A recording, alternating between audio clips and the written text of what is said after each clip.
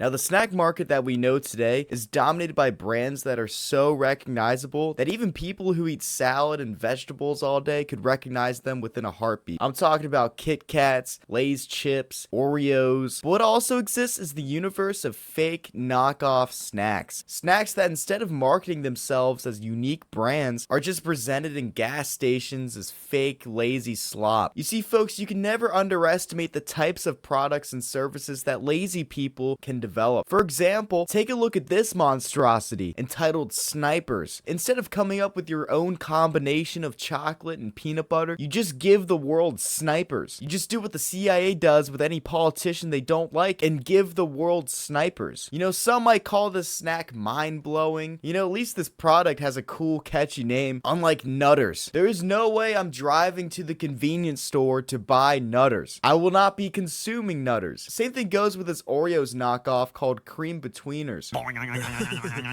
Ladies and gentlemen, these are what I refer to as horny ass snacks. Not only will they give you some weird chronic disease, not only are they manufactured in some dude's garage, these snacks have just got the stupidest names possible. Again, do not underestimate how lazy people can act despite also at the same time wanting some money. Like, come on, just look at this one, Cat Cot. Now, apparently this one's based out of Egypt. You know, it's probably dug up underneath the pyramids. And yeah, instead of the Nestle logo that you'll find at the top of the Kit Kat logo, it's literally just the word new. That's all they did. That's all they changed. That being said, however, I'm quite a big fan of these phrases. I like that how in describing a Kit Kat knockoff candy, they chose the phrase extra crispy, extra creamy, which, you know, I hate to sound like that guy and all. It's a very contradictory statement. I'm also a huge fan of have a break, have a cat cot. You know, it's something that I get tattooed on my forearm. It's almost as if the guy who made the cat cot just decided to watch a compilation of various different American candy commercials. What has got to be the laziest knockoff candy though is Tic Tics by Wzzly. You know, these look cursed. The capsules or whatever these things are look like they're floating around in some weird gel. Or perhaps it's just the Rick and Morty portal colored plastic which matches whatever chemical they put into this candy, this quote unquote apple flavored candy. The only time I'm gonna eat Tic Tics is if I'm gonna shorten my life expectancy. I mean, this product is just bad news. But of course, I think the funniest examples of knockoff snacks and brands has gotta be sodas. Like, come on, dude.